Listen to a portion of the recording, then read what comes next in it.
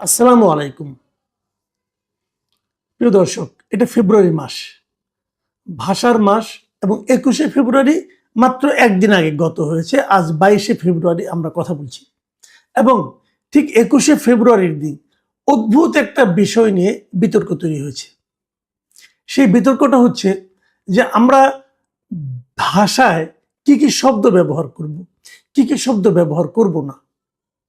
ইনকিলাব এই শব্দটা কি আমরা ব্যবহার করব, অথবা এই শব্দ যদি ব্যবহার করি তাহলে কি সমস্যা হতে পারে। এর বিপরীতে আর কি কি শব্দ, আজাদি এটা কি শব্দ, এই শব্দটা কি বাংলা শব্দ, অথবা যদি বাংলা শব্দ না হয় তাহলে কি আমরা ব্যবহার করতে পারবো না। এই বিতর্কটা তৈরি হলো কেন? আপনারা লক্ষ্য করবেন যে 2024-এর অগাস্টের আন্দোলনের পর আমাদের এখানে নতুন নতুন কিছু শব্দের উদ্ভব হয়েছে, এবং এগুলি বেশ উদ্ভব না আগেও ছিল, বাট এই শব্দগুলো বেশ প্রচলন করার চেষ্টা করা হচ্ছে, চাপিয়ে দেওয়ার চেষ্টা করা হচ্ছে। যেমন ইনসাফ, যেমন আজাদি, যেমন ইনকিলাব, ইনকিলাব জিন্দাবাদ, এগুলি বলা হচ্ছে বারবার। ইনকিলাব মঞ্চ হয়ে গেল, তো এইগুলি কিন্তু হচ্ছে।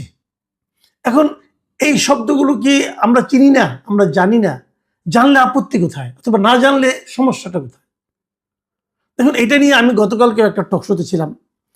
আমাকে এই প্রশ্নটা বারবার করা হচ্ছিল, যে আমি সেখানে একাধিকবার বলেছি, দেখেন বাংলা ভাষায় অনেক বিদেশি শব্দ আছে, এবং সেই বিদেশি শব্দগুলো থাকাটা কোনো অন্যায় না। সারা দুনিয়াতে সব ভাষাতে কিছু না কিছু বিদেশি শব্দ অনুপ্রবেশ ঘটে, এবং বিদেশি শব্দ থাকার কারণে সেই ভাষাটা ক্ষতিগ্রস্ত হয় না, বরং আমার বিবেচনায় আরো সমৃদ্ধ হয়। এটা একটা স্বাভাবিক প্রক্রিয়া, সব দেশে আছে, সব ভাষাতে আছে। কিন্তু এখন বিদেশি শব্দ ঢুকলো বলে সেটা কি বিজাতীয়করণ হয়ে গেল? পৃথিবীর অন্য অন্য দেশের ভাষার সঙ্গে আমাদের বাংলা ভাষার একটা বেসিক পার্থক্য হলো, আমরা এই ভাষাটাকে টিকিয়ে রাখার জন্য আমরা আন্দোলন করতে হয়েছিল, আমাদেরকে বুকে রক্ত দিতে হয়েছিল। সেটা নিয়ে নানা কাহিনী হয়েছে। 52 সালে সে ভাষা আন্দোলন, এবং আমাদের সেই আন্দোলনকে স্মরণ করে সারা দুনিয়ার মানুষ এখন এই দিবসটাকে আন্তর্জাতিক মাতৃভাষা দিবস হিসাবে পালন করে। আচ্ছা, এবার আমি আজকের বিতর্কটা আসি, কেন এই বিতর্কটা তৈরি হলো। গতকালকে 21শে ফেব্রুয়ারির দিন সিরাজগঞ্জ জেলা প্রশাসনের আয়োজনে সেখানে একটা শহীদ দিবস ও আন্তর্জাতিক মাতৃভাষা দিবসের আলোচনা সভা ছিল। সেই সভায় সরকারের বিদ্যুৎ, জ্বালানি ও খনিজ সম্পদ মন্ত্রী ইকবাল হাসান মাহমুদ টুকু ওখানে বক্তৃতা দিয়েছিলেন। এই ভদ্রলোক একজন মুক্তিযোদ্ধা ছিলেন, মানে 71-এ সশস্ত্র সংগ্রামে উনি মুক্তিযুদ্ধ করেছেন। দেখুন, যে আপনি যত কিছুই বলেন, বাংলাদেশের ইতিহাসে এই মাটিতে মুক্তিযোদ্ধাদের একটা আলাদা সম্মান আপনাকে দিতে হবে। আপনি জীবনে অনেক বড় হতে পারবেন, আপনি অনেক লেখাপড়া করতে পারবেন, সারা দুনিয়ায় অনেক নাম করতে পারবেন, আপনি শান্তিতে নোবেলও পেতে পারবেন, আপনি ডক্টর ইউনূস হতে পারবেন, আপনি মুক্তিযোদ্ধা হতে পারবেন না। কারণ মুক্তিযুদ্ধ হওয়ার সুযোগ একবারই এসেছিল আমাদের দেশে, এবং সেই সময় সেই সুযোগকে যারা গ্রহণ করেছিলেন, যারা নিজেদের জীবন বাজি রেখে মাতৃভূমিকে মুক্ত করার জন্য যুদ্ধ করেছিলেন, তারাই মুক্তিযোদ্ধা। তাদের সঙ্গে অন্য কারো তুলনা করার যারা করবে তারা মূর্খ ছাড়া আমার বিবেচনায় আর কিছু না। সেই মুক্তিযোদ্ধা ইকবাল হাসান মাহমুদ টুকু উনি সেখানে বলেছেন, উনি সেখানে ইনকিলাবে একটু সমালোচনা করেছেন। উনি বলেছেন যে বাংলাকে যদি ধারণ করতে হয়, বাংলা ভাষাকে যদি মায়ের ভাষা বলতে হয়, তাহলে ইনকিলাব জিন্দাবাদ চলবে না। ইনকিলাব মঞ্চ ও আজাদির মতো এখন নতুন নতুন শব্দ শুনছি। ইনকিলাব জিন্দাবাদ, ইনকিলাব মঞ্চ, এগুলোর বাংলার সঙ্গে কোনো সম্পর্ক নেই। যারা আমাদের মায়ের ভাষায় কেড়ে নিতে চেয়েছিল, এগুলো তাদের ভাষা। সুতরাং দেশকে ভালোবেসে নিজেকে পরিশুদ্ধ করতে হবে। এসব কথা বলায় অনেকেই আমাকে ভারতে দালাল ও রয়ের এজেন্ট বানিয়ে ফেলবে। তারপরে আমি বলবো, কারণ এটা বলার জন্যই আমি জীবন দিতে গিয়েছিলাম, মুক্তিযুদ্ধে গিয়েছিলাম। ইকবাল হাসান মাহমুদের এই বক্তব্যের মধ্যে কিন্তু আবেগ আছে, এবং আমার মনে হয় কিছুটা যুক্তিও আছে। কিন্তু আমরা দেখলাম এই একই দিনে, এর পরে, এই ঘটনার প্রেক্ষিতে কিনা আমি জানি না, এরপরে দেখলাম আমাদের ব্রাহ্মণবাড়িয়া থেকে নতুন সংসদ সদস্য নির্বাচিত হয়েছেন হাসনাত আব্দুল্লাহ। তিনি এনসিপির একজন নেতা এবং সেই সঙ্গে হাসিনা বিরোধী যে আন্দোলন ছিল সে আন্দোলনের একজন নেতা ছিলেন। ওনাকে আমি সবসময় দেখেছি বেশ লজিক দিয়ে কথা বলেন। তিনি তার ফেসবুকে এই 21 তারিখে সন্ধ্যা 6:16 এবং ইফতারের একটু পরেই একটা পোস্ট দিয়েছেন, এক লাইনে দুটো শব্দ মাত্র। সেখানে লিখেছেন ইনকিলাব জিন্দাবাদ, লাল ব্যাকগ্রাউন্ডের মধ্যে বড় করে লিখেছেন এবং এটা নিয়ে বেশ আলোচনা হয়েছে। প্রচুর লোক, প্রায় আমি এই যে এখন একটু আগে আমি দেখলাম প্রায় 9,94,000 লোক এটা রিয়েক্ট করেছে, এর সঙ্গে কেউ পজিটিভ কেউ নেগেটিভ। আবার 1,37,000 কমেন্টও পড়েছে, আবার কেবল 37,000 শেয়ারও হয়েছে। বিশাল ব্যাপার। এবং তারপরে কিছুক্ষণ পরেই উনি, এখন থেকে 19 ঘন্টা আগের কথা বলছি, উনি এই হাসনাত আব্দুল্লাহ আরেকটা ফেসবুকে স্ট্যাটাস দিয়েছে, পোস্ট দিয়েছে।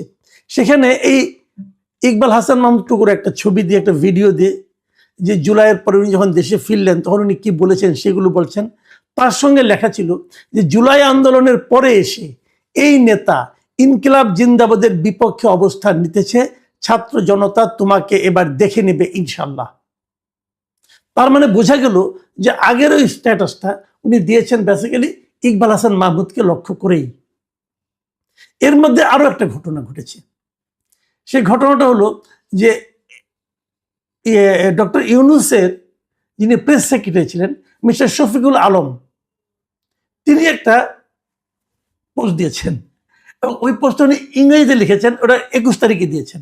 সেখানে উনি লিখেছেন ইনসাফ is a beautiful Bangla word, so is ইনকিলাব, সো আর ফয়সালা, আজাদি, জিন্দাবাদ অ্যান্ড আওয়ামী and league, so is C dot dot লিংপং। মানে এই শব্দগুলো যে আপনার যে বললাম, যে উনি বলতে চাচ্ছেন যে ইনসাফ একটা চমৎকার সুন্দর বাংলা শব্দ, ইনকিলাব, ফয়সালা, আজাদি, জিন্দাবাদ, আওয়ামী লীগ, এই সবগুলি নাকি খুব চমৎকার বাংলা শব্দ। এবং একই রকম ওই খুব ইদানিং সময়ে খুব প্রচলিত একটা শব্দ আছে না, চু দিয়া, চু তারপরে আর ডট ডট দিয়ে ধরেন আপনার লিংপং, এটাও নাকি খুব চমৎকার একটা বাংলা শব্দ। এটা লিখেছেন শফিকুল আলম। এখন এটা একটা ইস্যু হয়ে গেছে, আসলে এটা বাংলা শব্দ কি শব্দ না। দেখেন আমি বলি এগুলি আসলে একটাও বাংলা শব্দ না, আমি শুরুতেই বলেছি।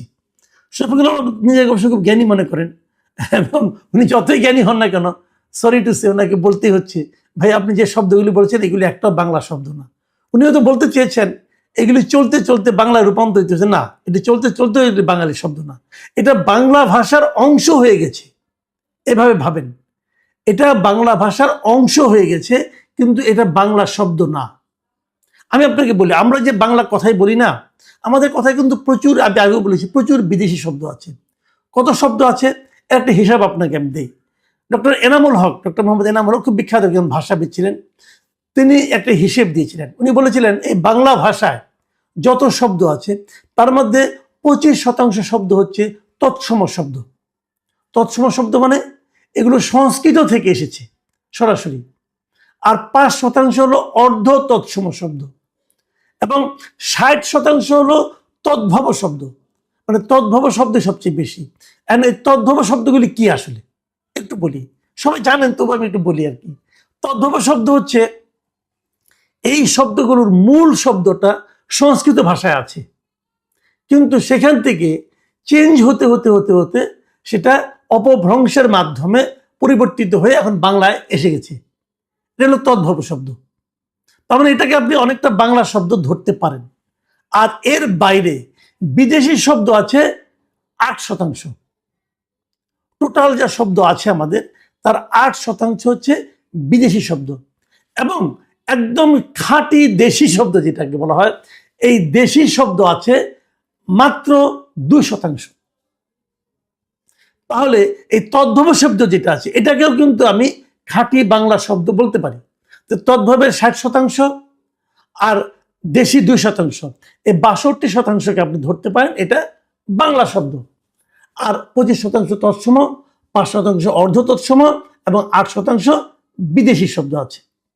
এই সবগুলি মিলিয়ে কিন্তু বাংলা ভাষা চলছে। বাংলা ভাষায় মোটামুটি শব্দের সংখ্যা 1,20,000-এর মতো আছে। তো এই জায়গায় 8% কিন্তু অনেক, বিদেশি শব্দ থাকবে। এবং আমি সংস্কৃত বলি, সংস্কৃত শব্দটাকে আপনি ভাবতে পারেন এটা তো আর আমাদের খাঁটি বাংলা না, এটা সংস্কৃত ভাষা থেকে আসছে, কাজে সেটাকে আপনি বিদেশি ধরতে পারেন। ধরেন কাজেই শব্দ কতগুলি আপনার আছে, কতগুলি আমার আছে, কি হয়েছে না হয়েছে এটা কিন্তু গুরুত্বপূর্ণ না। এই শব্দগুলো আসাতে, এই শব্দগুলো আমরা যখন ব্যবহার করি, এতে আমাদের ভাষা সমৃদ্ধ হয়। এই যে আমরা বলি না ইনকিলাব, ইনকিলাব একটা আরবি শব্দ, এটা আরবি থেকে আছে। এই যে বলি আমরা জিন্দাবাদ, বাংলাদেশ জিন্দাবাদ বলি, অমুক লোক জি জিন্দাবাদ, অমুক ভাই জিন্দাবাদ বলি, এই জিন্দাবাদ শব্দটা কোথেকে আসছে? এই শব্দটা আসছে ফার্সি থেকে।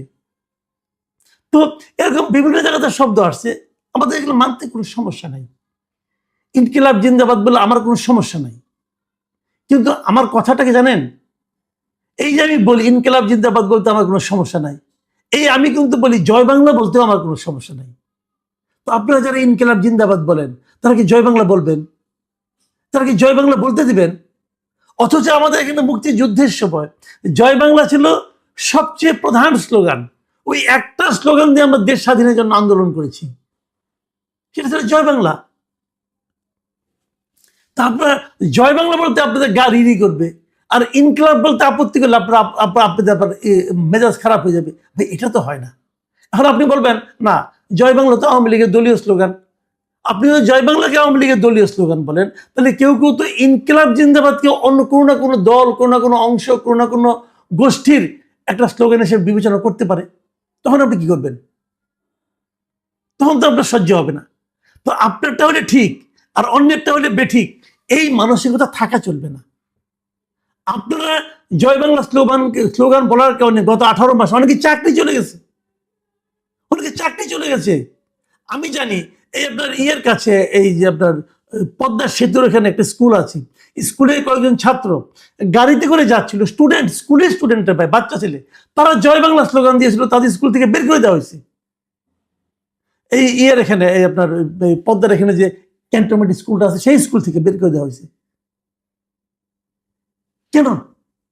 এই ছেলেরা কি বুঝে? এই ছেলেরা জয় বাংলা কি বুঝে, বাংলাদেশ জিন্দাবাদ কি বুঝে? 15-16 বছর ধরে শুনে আসছে, স্লোগানটা দিয়েছে তাও স্কুল বাসে বসে, এমন তো না তারা আন্দোলন করতে যাচ্ছিল। তো তখন এই স্লোগান আপনাদের সহ্য হয় নাই, স্কুল থেকে আপনাদেরকে বের করে দিতে হলো। তো জয় বাংলায় আপত্তি, আর ইনকিলাব জিন্দাবাদ দিয়ে করে প্রশ্ন করলে আপনাদের মাথা খারাপ হয়ে যাচ্ছে। ভাই এত রাগ তো ভালো না। এই রাগ আপনি কার সঙ্গে দেখাচ্ছেন? আপনি এমপি হয়েছেন হাসনাত আব্দুল্লাহ, মাথায় রাখতে হবে। এত চেটাং রাগ দেখালে চলবে না। আর আমি শফিকুল আলমের কথা কি বলবো, তার কথা যত কম বলা যায় তত ভালো, ওটা আমি বাদ রাখলাম, ওটা হিসাবের বাইরে। কিন্তু প্রশ্ন হলো এটা, একজন মুক্তিযোদ্ধা বলেছেন যে ইনকিলাব জিন্দাবাদটা যারা আমাদের মুখের ভাষায় কেড়ে নিতে চেয়েছিল তাদের স্লোগান। হ্যাঁ তাদের স্লোগান, এটা পাকিস্তানিদের স্লোগান ছিল। আপনি পাকিস্তানিদের স্লোগান দিবেন আর ওইটা একজন সমালোচনা করলো, তার উপরে আপনি খেপে গেলেন, এটা হয় না। একটা কথা মাথায় রাখবেন, ভাষায় অনেক ভাষা আসবে, অনেক ভাষায় অনেক শব্দ, অনেক বিদেশি শব্দ আসবে, কিন্তু সেটা যদি অটোমেটিকলি আসে, ধীরে ধীরে আসে, কোনো সমস্যা নেই। কিন্তু আপনি জোর করে আমদানি করছেন কেন? ভাবুন তো একবার, 2024-এর এই অগাস্ট আন্দোলনের আগে ইনকিলাব মঞ্চের কথা শোনা গেছিল, তখন ইনকিলাব জিন্দাবাদ কেউ বলতো? কেউ বলতো? একজন দেশদ্রোহী আছে আমাদের পেরিসে বসে আছে, পিনাকি ভট্টাচার্য, উনি এই স্লোগানটা মার্কেটিং করছেন, ইনকিলাব জিন্দাবাদ, আজাদি জিন্দাবাদ।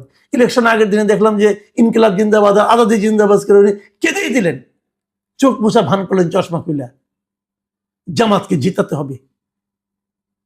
জামাত যখন জিততে পারে নাই, সে এখন আপাতত চুপ আছে, একটু শীত নিদ্রায় গেছে আর কি, দেশ একটু শান্তিতে আছে বোধ হয়।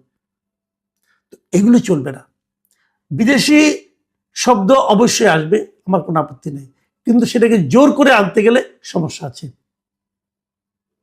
দেশি শব্দকে জোর করে থামাতে গেলে সমস্যা আছে। আপনি আন্দোলন করবেন, করেন, কেন আন্দোলনের সময় ইংরেজি শব্দ ব্যবহার হয় নাই? ঢাকা ব্লকেড ব্যবহার হয় নাই, কমপ্লিট শাটডাউন, এগুলি বাংলা শব্দ ছিল, এদেশের লোক এগুলি বুঝতো, চালিয়েছেন তো, কোনো সমস্যা তো হয় নাই, কেউ তো কিছু বলে নাই, প্রয়োজনে চলে এসেছে অটোমেটিকলি। কিন্তু আপনি জোর করে আমদানি করবেন, ভাই এটা হবে না। এবং আমদানি করে তারপর ওকালতি করবেন, তাও হবে না। যেটা অটোমেটিক আসার সেটা অটোমেটিক আসবে। আর আরেকটা যেটা অটোমেটিক এসেছে দীর্ঘদিন, যার উপর ভিত্তি করে এই দেশ স্বাধীন হয়েছে, সেটা কোনো একটা পার্টি তার দলীয় স্লোগান বানিয়েছে বলে ওই স্লোগানটার অপরাধ হয়ে গেল, তা তো হতে পারে না। এইভাবেই ভাষাকে বিশ্লেষণ করতে হবে। ভাষার মধ্যে রাজনীতি ঢুকাবেন না প্লিজ। প্রিয় দর্শক, এখন এই পর্যন্তই। আল্লাহ হাফিজ।